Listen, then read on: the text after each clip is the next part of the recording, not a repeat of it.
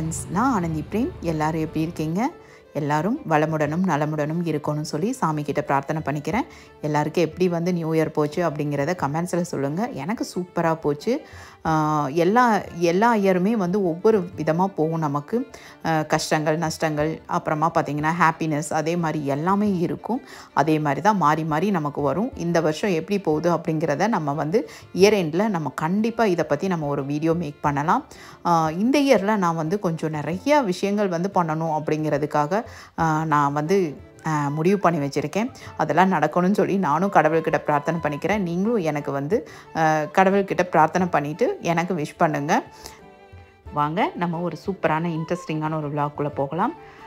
Next day morning நமக்கு சுறுசுறுப்பாக நமக்கு ஹாப்பியாக நமக்கு வேலைகள்லாம் நடக்கணும் அப்படின்னா கண்டிப்பாக அதுக்கு முன்னாடி நாள் நைட்டு நம்ம நல்லா ப்ரீ பிளான்டாக எல்லா வேலையும் முடிச்சுட்டு தான் படுக்கணும். ஃபஸ்ட்டு நம்ம கிச்சனை எப்போயுமே நீட்டாக வச்சுருந்தா லக்ஷ்மி கடாட்சம் கிடைக்கும் அப்படின்னு சொல்லி சொல்லுவாங்க. அதுவும் ஷிங்கில் பார்த்திங்கன்னா எப்பயுமே பாத்திரங்களே இருக்கக்கூடாது. அது நம்ம சாப்பிட்ட பிளேட்ஸ் எல்லாம் அப்போவே கழுவி வைக்கணும்.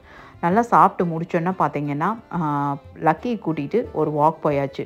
எனக்கு எக்கெல்லாம் தீர்ந்துருந்ததா, அதனால் நம்ம அப்பார்ட்மெண்ட்லேயே ஷாப் இருக்குது. அங்கே போய் எக்கு மட்டும் வாங்குறதுக்காக நான் போயிட்டேன்.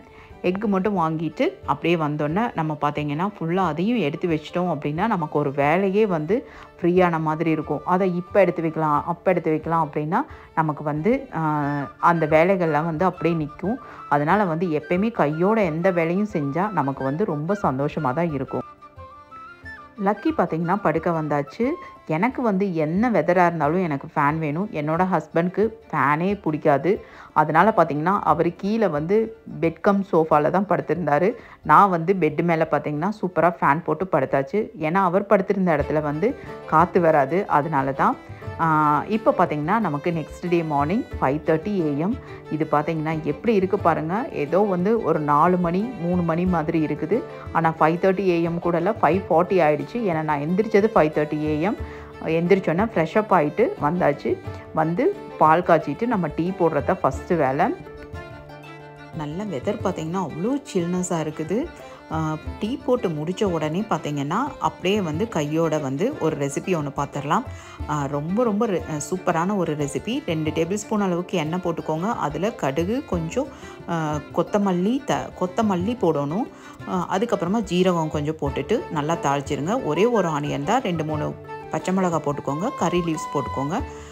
அப்புறம் 2 ரெட் சில்லியும் போட்டுட்டு நல்லா வதக்கி விட்டுக்கோங்க. கூடவே ஒரே ஒரு தக்காளி மட்டும் போட்டுட்டு நல்லா வதக்கிக்கோங்க. கூட ஒரே 1 டீஸ்பூன் அளவுக்கு ரெட் சில்லி பவுடர், அரை டீஸ்பூன் அளவுக்கு மஞ்சத்தூள், அதுக்கப்புறமா பார்த்திங்கன்னா 1 டீஸ்பூன் அளவுக்கு கொரியாண்டர் பவுடர் போட்டுட்டு நல்லா வதக்கிக்கோங்க. அதுக்கப்புறமா நைட்டே ஊற வச்சுடுங்க. பச்சைப்பயிறு தான் ரொம்ப ஹெல்த்தியான ஒரு சைட் டிஷ் இது. பார்த்திங்கன்னா ஊற வச்சுட்டு 1 கப் அளவுக்கு தான் எடுத்திருந்தேன். ஊற வச்சு அதை நல்லா கழுவி எடுத்துட்டு அது கூடவே போட்டுட்டு நல்லா உப்பு தேவையான அளவு போட்டுட்டு நல்லா ஒரு 4-5 விசில் விட்டிங்கன்னா சூப்பராக உங்களுக்கு குழைவாக வெந்துடும். இது பார்த்திங்கன்னா வாரத்தில் ஒரு நாள் கண்டிப்பாக நீங்கள் ஃபுட்டில் சேர்த்திக்கோங்க. அவ்வளோ ரொம்ப நல்லது, ஹெல்த்தியும் கூட. குழந்தைகளுக்கு இது நம்ம நெய் போட்டு சுடு சாப்பாட்லேயும் கொடுக்கலாம். அதே மாதிரி சப்பாத்திக்குமே பார்த்திங்கன்னா அவ்வளோ சூப்பராக இருக்கும். கண்டிப்பாக இந்த ரெசிபியை ட்ரை பண்ணி பாருங்கள். இது கோயம்புத்தூரில் ரொம்ப ஸ்பெஷல் ரெசிபின்னு தான் சொல்லுவாங்க. எல்லா வீட்லேயுமே பார்த்திங்கன்னா வீக்லி ஒன்ஸ் ஆகுது இந்த பச்சை பயிறு கடைஞ்சி சாப்பாட்டில் கொடுத்துருவாங்க குழந்தைகளுக்கு. நான்லாம் ஸ்கூல் டைம்லலாம் பார்த்திங்கன்னா அம்மா எப்போயுமே வீக்லி ஒன்ஸாவது இது செஞ்சுடுவாங்க. அவ்வளோ ரொம்ப பிடிக்கும், எல்லாருக்குமே பிடிக்கும். நானுமே அப்படி தான் அதை ஃபாலோ பண்ணுவேன். கண்டிப்பாக வாரத்தில் ஒரு நாள் பச்சை பயிறு கடைஞ்சி நம்ம வீட்டில் எல்லாருக்கும் ஹெல்த்தியாக கொடுக்கணும் அப்படிங்கிறத நான் ரொம்ப உறுதியாக இருப்பேன். ஹெல்த்தியான ஒரு சாப்பாடு சாப்பிட்றப்ப பார்த்திங்கன்னா நமக்குமே பார்த்திங்கன்னா ஸ்டமக்கெல்லாம் ரொம்ப நல்லா இருக்கும். எப்பயுமே கொஞ்சம் ஹோட்டலில் சாப்பிட்றது அப்படிங்கிறதெல்லாம் ரொம்ப நம்ம ரேராக தான் நம்ம சாப்பிடுவோம். அதனால் வீட்டில் ப்ரோட்டீன் ரிச்சாக இருக்கணும். அதே மாதிரி கோல்டாக இருக்கிறதுக்கு கண்டிப்பாக பார்த்திங்கன்னா பச்சை பயிரை நம்ம சேர்த்திக்கிறது ரொம்ப நல்லது. இப்போ சிக்கன் எல்லாம் எடுத்தோம் அப்படின்னா நெக்ஸ்ட் டேலாம் பார்த்திங்கன்னா நான் மோர் குழம்பு செய்வேன். ஏன்னா அவ்வளோ நல்லது மோர் குழம்பு, வயிற்றுக்கு அவ்வளோ இதமாக இருக்கும். நீங்கள் மோர் குழம்பாகட்டும், இந்த பச்சை பயிர் கடைஞ்சி சாப்பிட்றதாகட்டும் ரொம்ப நல்லா இருக்கும். மத்தியானத்துக்கு பார்த்திங்கன்னா வரகரிசி தான் செஞ்சுருந்தது. இந்த பரோட்டா பார்த்திங்கன்னா அவ்வளோ சாஃப்டாக இருக்கும். நீங்கள் இதே மாதிரி இந்த ரெசிப்பியை வந்து நான் இதில் ஷேர் பண்ணலை, கண்டிப்பாக வந்து நான் ஷார்ட்ஸ் வீடியோவில் நான் வந்து ஷேர் பண்ணுறேன்.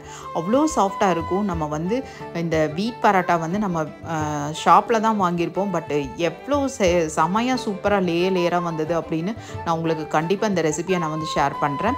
என்னோடய கணவருக்கு பார்த்திங்கன்னா இந்த மாதிரி தான் நான் வந்து லஞ்ச் பாக்ஸ் ரெடி பண்ணி கொடுத்தேன். சப்பாத்தி, பச்சை பயிறு கடைஞ்சாச்சு. அதுக்கப்புறமா ஒரே ஒரு எக்கு, ஆப்பிள் ஆஸ் யூஸ்வல் கொடுத்தாச்சு. எனக்கு மத்தியானத்துக்கு மார்னிங் பார்த்திங்கன்னா குளித்து முடிச்சுட்டு வந்தோம்னா பார்த்திங்கன்னா சாமியும் கும்பிட்டு வந்தாச்சு.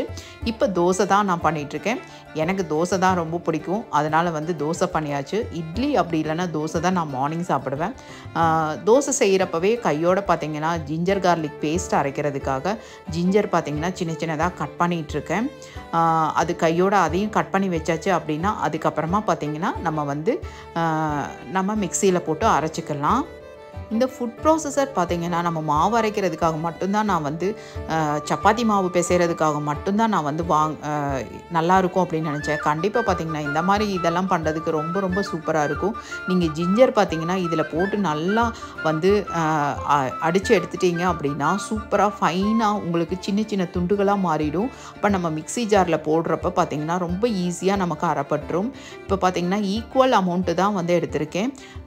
1 கப் அளவுக்கு பூண்டு, அதே மாதிரி 1 கப் அளவுக்கு ஜிஞ்சர். மீதி ஜிஞ்சர் பார்த்திங்கன்னா நான் எடுத்து வச்சுருக்கேன் ஒரு சூப்பரான ஒரு ரெசிபி பண்ணுறதுக்காக.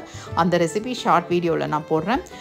கூடவே பார்த்திங்கன்னா 1/4 கப் அளவுக்கு நம்ம ஆயில் போட்டுக்கலாம். அப்போ தான் வந்து நல்லா ஃபைன் பேஸ்ட்டாக அரையும். அதுக்கப்புறமா அதே மாதிரி ஒரே ஒரு டீஸ்பூன் அளவுக்கு கல்லுப்பு போட்டுக்கோங்க. ஒரு டீஸ்பூன் அளவுக்கு மஞ்சத்தூளும் போட்டு அரைச்சி எடுத்துகிட்டு நல்லா 3 பாட்டிலில் போட்டு எடுத்து வச்சாச்சு. நல்லா ஃப்ரிட்ஜுக்குள்ளே வச்சிட்டிங்க அப்படின்னா 1 மாதம் அளவுக்கு உங்களுக்கு அப்படியே இருக்கும். எப்போவுமே பார்த்திங்கன்னா நமக்கு மார்னிங் ஒர்க் அப்படிங்கிறது ஒரு 11 வரைக்குமே பார்த்திங்கன்னா நல்லா செம்ம வேலை இருக்கும். கிடுகிடுன்னு அவ்வளோ வேலைகள் வந்து நமக்கு அப்படியே போயிட்டே இருக்கும். எப்போ நம்ம உட்காருவோம் அப்படிங்கிற மாதிரி அந்தளவுக்கு நம்ம காலே வந்து ஐயோ நீ கொஞ்சம் நேரம் ரெஸ்ட் எடுக்கிறியா அப்படின்னு கேட்குற அளவுக்கு நமக்கு மார்னிங் ஒர்க் வந்து அந்தளவுக்கு இருக்கும்.